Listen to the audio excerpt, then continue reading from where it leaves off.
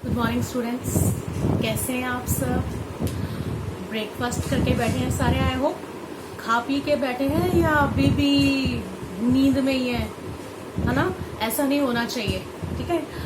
मैंने आपको पहले ही बताया है कि क्लास अटेंड करनी होती है। आपको पता है 8:45 का टाइम है, उसके बीच में 9 बजे तक आप लोग अपनी अटेंडेंस दे सकते हैं। कई बच्चे जो है वो कहते हैं मैम नेटवर्क की प्रॉब्लम आ रही है और फिर बाद में प्रॉब्लम हो जाती है, ठीक है।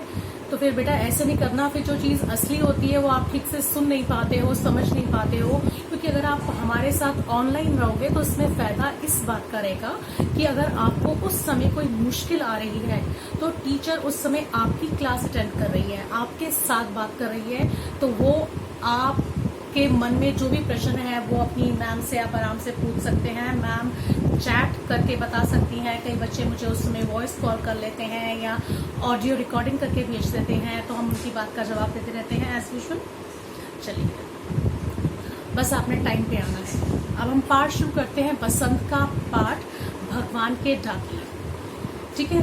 ये मैंने आपको पहले भी समझाया है, ठीक है। और कई बच्चों ने मुझे बोला कि मैम हमें जैसे कुछ चीज़ें हैं जो समझ में नहीं आती हैं कि ये भगवान के डाकिए कैसे हैं। सबसे पहले तो आप मुझे ये बताइए कि डाकिए का काम क्या होता है। जैसे हम पोस्टमैन बोलते हैं, उसका काम क्या है? उसका काम है संदेश को लेकर जाना।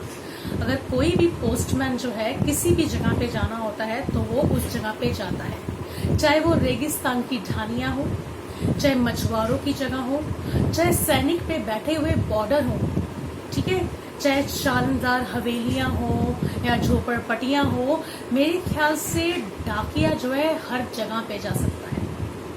हमारा जो डाकिया है वो हर जगह पे जा सकता है, ठीक है। तो भगवान ने बादल को और पक्षी को भगवान के डाकिए इसलिए कहा है क्योंकि ये भगवान का संदेश हम लोगों तक पहुंचाते हैं। हम लोग मतलब हम सब जीवों तक पहुंचाते हैं, ठीक है। और ये जो संदेश है ये है प्रेम का, एकता का, भाईचारा, सद्भावना, सभी ने आपस में मिलजुल कर रहना है। हमें इस बात के बारे में समझाते हैं। तो उनका जो मानना है वो ये है कि जब कोई आप कह सकते हैं धरती, हमारी प्रकृति जब किसी भी चीज में भेदभाव नहीं करती है तो मनुष्य कौन होता है जो बीच में भेदभाव करे?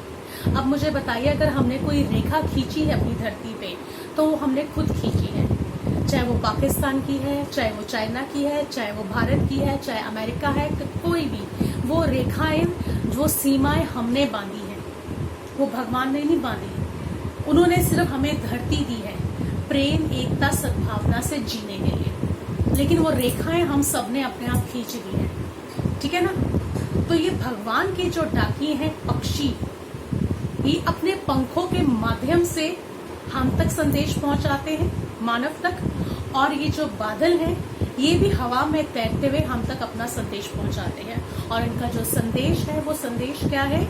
प्रेम, एकता, सद्भावना, भाईचारा, विश्व बंधुत्व की भावना, आपस में सभी जो है एक दूसरे के साथ मिलजुल कर रहे, ये चीज है।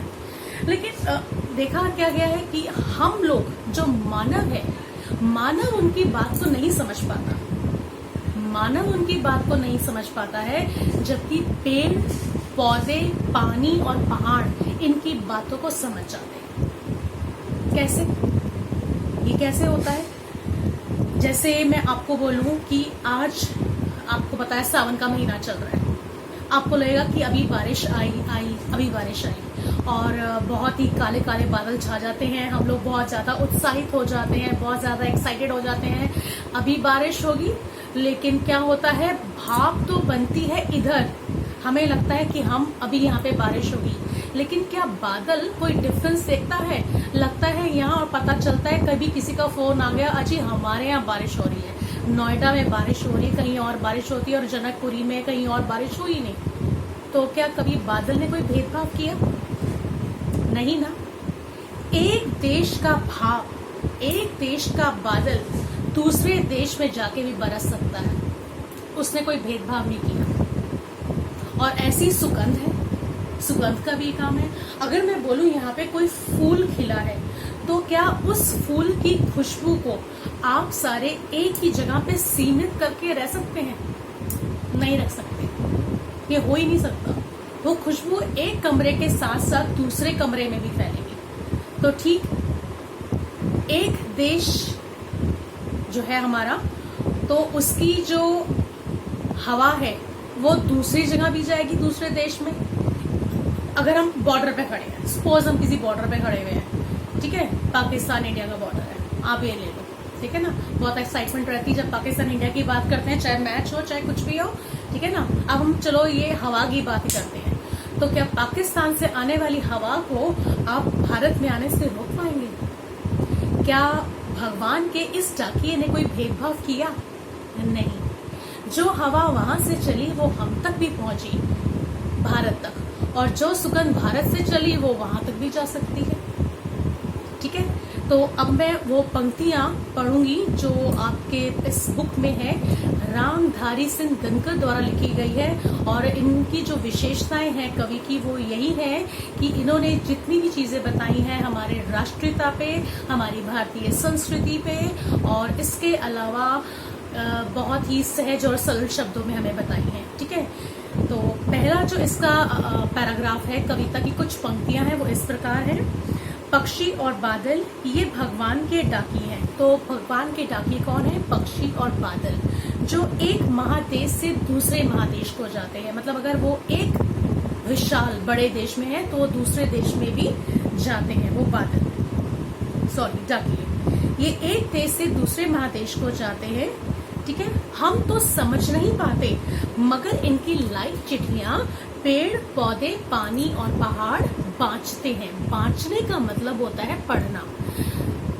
एक चीज और कहूंगी, मैं आपको बार बार बोलती हूँ, जिस समय भी आप बैठते हैं पढ़ने के लिए और मैम आपको जो जो समझाती हैं, ये कई बार मैं आपको बहुत सारे ऐसे ही होते हैं, आपको वीडियोस भेजती हूँ, एक नहीं दो वीडियोस भेजती हूँ, जिसमें एक ही चैप्टर को 2 या 3 तरीके से बताया होता है, ठीक है। मतलब अलग अलग तरीके से, एक में राइटिंग मैटर होता है, एक में स्टोरी की फॉर्म जैसे मैं आपको समझा रही हूँ, कुछ ऐसे होता है। तो जहां जहां पे भी शब्दों के अर्थ बताए जाए उन्हें तुरंत नोट कर लिया जाए, ठीक है, ताकि बाद में आपको मुश्किल ना हो। अगर अर्थ आप समझ गए तो समझ लीजिए सब कुछ आप समझ गए, ठीक है। इसी तरह दूसरा है, हम तो केवल यह आंकते हैं कि एक देश की धरती दूसरे देश को सुगंध भेजती है और वह सौरभ हवा में तैरते हुए पंछी के पंखों के माध्यम से तिरता है, और एक देश का बाप दूसरे देश में पानी बनकर बरसता है। कुछ भी नहीं है, बस सिर्फ इतना है कि जो भी चीज है वो मानव के बीच में है, जो लड़ना जो झगड़ना सिर्फ उनके बीच में है।